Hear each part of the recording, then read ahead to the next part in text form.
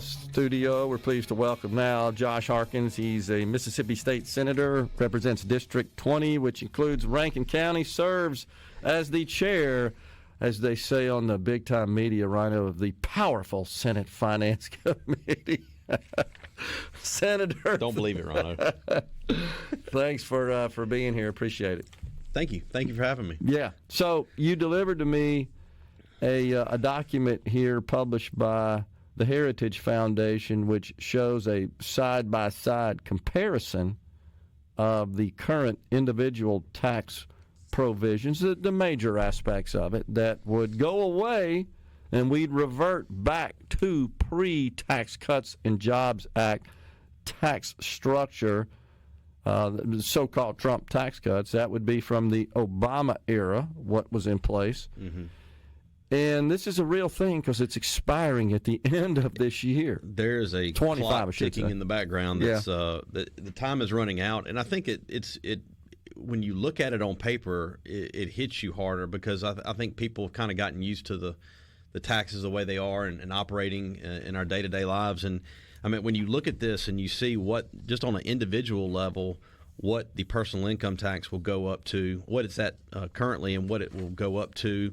You look at the way the exemptions are, the child credit, the estate tax, your SALT tax deduction.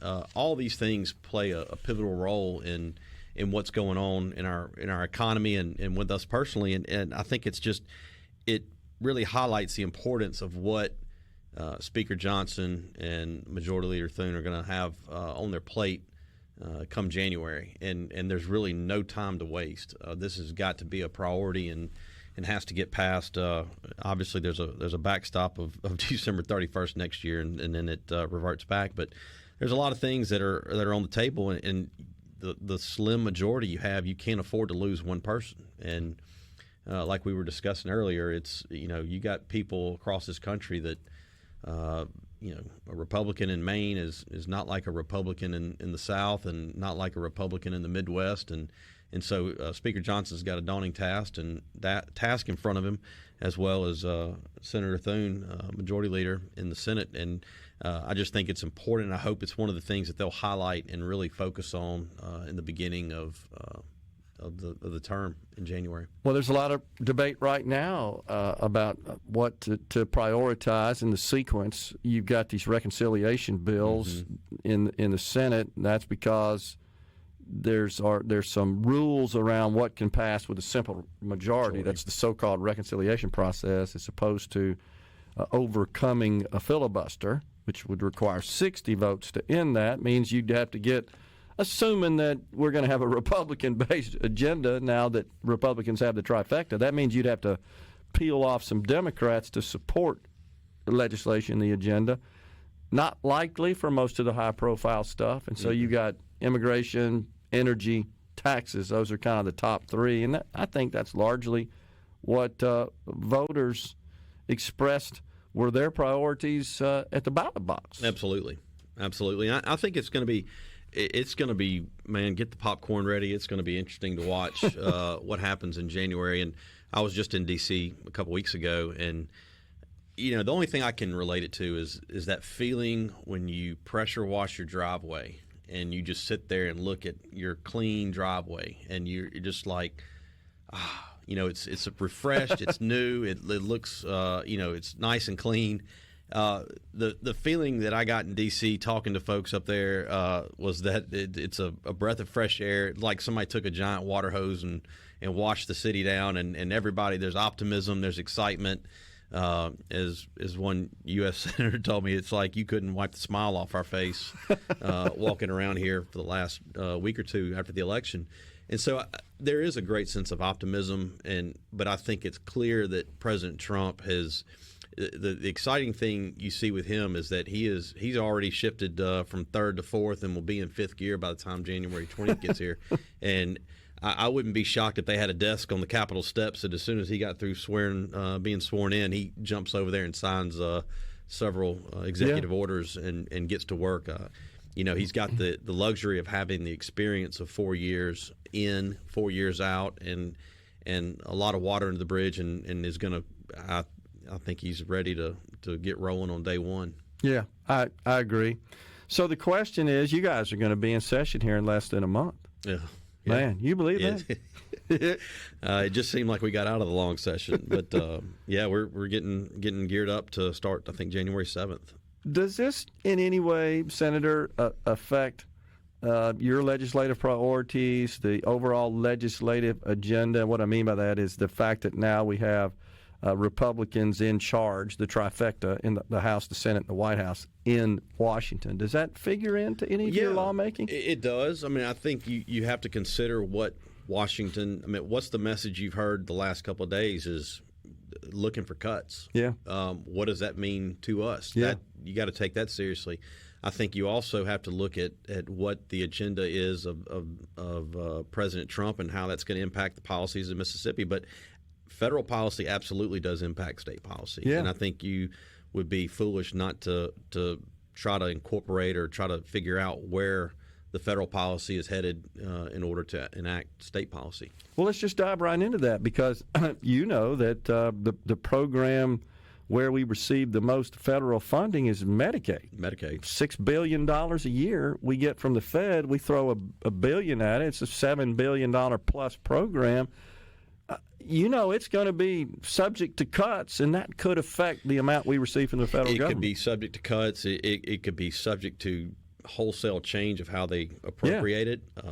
And that's something that we're going to try to really dig into and find out early in the session, see what the thoughts are coming out of Washington, and see if we can get any indication as to what they're thinking on how the program will be run. So, that's one area. Tax policy from the federal side. Sure. That impacts our economy big time when you look at what the disposable income of individuals, what the business climate is, how businesses are going to react to tax policy. So that's why I think it's very important that Congress, work with each other to get this Tax Cut and Jobs Act, implemented and made permanent. And possibly they may can improve on some of it. There's hopefully there'll be some indication from Congress as to what they're going to be pushing and how soon they'll get it addressed. But I think it absolutely impacts state policy that we're working on in the state. Well, of course, the education. There's a whole list. A lot of money comes on items, education, education, healthcare, the economy, just in general with fiscal policy. So yeah. Well, the governor, of course, has really promoted his interest in eliminating the income tax. You and I have talked about this a million times. It is something that is going to be on the table again, I think, legislatively, in both chambers. Yeah, I think you always, tax policy, education policy, healthcare, all these things, there's really never a end goal. It's always a constant work in motion and trying to get the best policy and continue to work on it. I think with tax policy, we're going to take a look. There's members in my chamber that are interested in the income tax, as am I. There are people that are interested in the grocery tax with inflation so high and trying to figure out we'd have the highest grocery tax rate in the country. So there's a lot of discussion around both those items, and we'll continue to look at how we can further make cuts along with still doing the things the services that we're required to do and need to do. Yeah. But you're going to need some clarity, or you're not, as far as where the state stands with respect to federal funds that come our way. Absolutely. That figures into totally forming tax policy. Your budget. It could wreck your budget if you make plans and think that you're heading in one direction, and all of a sudden you get a note from the federal government that, no, we're changing this. And the budget is, our budget is such that we're setting our budget, in March and have it finalized by the end of March, and Congress is really just getting started, getting ramped up. So it's going to be kind of a tight road. But look, as far as the income tax rate, we dropped to 4.7 this year. In January, we'll drop to 4.4%, with another cut the following year to 4%. So we've got two more cuts coming, regardless of whatever action we take this coming session. But we will continue to look at the income tax and grocery tax and all taxes. We've cut taxes on businesses. I think we'll be fully implemented with our franchise tax elimination by 2026. We've cut sales tax on businesses. We've tried to make sure that we're a low tax state across the board. Yeah. And we'll continue to do so. You can hang around, can't you? Absolutely. Yeah, we got Senator Josh Harkins in the Element Wealth studio. We're Senator Josh Harkins from Rankin County, chair of the Senate Finance Committee, is our guest. So we were just talking about the work you guys have to do, the machinations you're going to have to go through, not only to be concerned about the money that is produced, the revenues that come into the Treasury from the various state sources, but we receive a fair amount of, as all states do, of money from the federal government, because we send money to the federal government, so we get it back.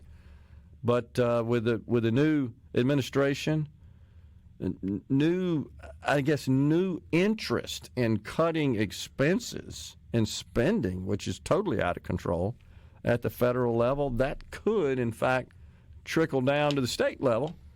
Yeah. If we converted the Medicaid program, we were talking about this off the air, there's some discussion about converting that to a block grant structure. Yeah. And the way it works now is the states essentially just send bills to the federal government and they provide their match to it. And there's essentially no limit on that. The limit is as long as the claims and the operation of the Medicaid program at the state level it conforms with federal guidelines and federal law, then whatever claims are processed, the federal government has to send money, and then we match it with our part. It is what it is. But if they said, hey, we've looked at you, Mississippi, and we think this is how much money you need to run your Medicaid program. Here's a check for the year. Don't spend more than that, because if you do, you're responsible for it. We could have that scenario. And I don't know what Trump's plan is as it pertains to Medicaid, but I think the overarching message you're getting by seeing the DOJ committee and the work that they're trying to do, and they're trying to find waste, fraud, and abuse, and they're trying to find ways to be more efficient with government spending. So I think we just have to be careful of what we do and how we proceed down the road until we have some commitments on what programs are going to look like. Whether it's Medicaid, whether it's education funding, whether it's all the things that the federal government helps with from the state perspective, we're just measure twice and cut once. Yeah. Well, what are your priorities, Senator? What do you got on your list to work on? Well, I think we're always working on fiscal issues, whether it's tax policy, whether it's PERS is going to be a subject that we've got to address once and for all. I think that we exhausted explaining that it's not a sustainable path right now. We need to come up with a new tier, kind of a new tier for new employees, and make sure that we have the existing tiers on a trajectory to be fully funded as people retire and live out through their retirement years. Make sure that there's the investments and that they're performing well, and that there's money there for them to retire on, which is honoring the promise that we made to them. Well, that's surely to get a lot of attention in both houses. I mean, it did last session, and you guys ended up, increasing the employer contribution rate, phasing in, 2.5%, 2.5% over a few years, and adding, I think, $100 million this past year. And so it calls for another increase for the next 4 years, and so that will be taking place, which impacts all the budgets of all the agencies that we're doing to match that increase. So we'll continue to do that and look for ways to provide funding, but also structurally change the new tier system where it's sustainable into the future. And I think that the changes that were made 30 years ago, we're seeing maybe the impact of it. And hopefully the changes we make today, when we're 20 years down the road, we'll say, man, I'm so glad that they made these changes and took a hard line in the sand to make the corrections and put us on a more sustainable trajectory and a path that's beneficial for the state, because the money we're paying on making up the unfunded liability is money that could be going to other programs or tax cuts, to further investments in infrastructure or whatever the priorities are at that time. The executive director of Mississippi Department of Transportation and the 3 transportation commissioners have really been promoting the idea of some sort of carve-out for a recurring revenue stream for infrastructure they maintain that would help the state secure more federal funding as well. Mm-hmm. Is this something you guys have talked about? We've talked about different things that may come up. Everybody is looking for a carve out of the out of the general funds, and it's just at the end of the day, we've got to figure out what the priorities are and fund them. And we have been funding MDOT out of general fund dollars over and above what the gas tax is bringing in. But we've talked about, and I've talked about it before, and I know some people get a little nervous or rough around the collar, but the gas tax is the fairest tax of all in my mind, because you use it, you pay for it. And what we're doing right now is we're running on 1987 prices on the gas tax, and it's something that I think they've demonstrated that the money coming in does not provide enough money to maintain the roads and provide for the growth that we need as a state to be successful, to meet the economic needs of our state, and for businesses to locate here. We're constantly needing to improve roads, improve access, provide interchanges. I know that was one of them in the last economic development project we did. We have funding in there for an interchange system for an economic a mega site that is bringing in a new tenant, and as it grows, that we have to provide that interchange, and that's to the tune of $120 to $170 million, I think. So it corresponds with economic development. It's important, and I think we've demonstrated over the last 3 or 4 years we've stuck significant amounts of money into MDOT to help with capacity and maintenance problems. We've put $100 million a couple of years. I forgot what the last amount we put in the Emergency Road and Bridge Fund to help fix all the bridges across the state. That's been very successful.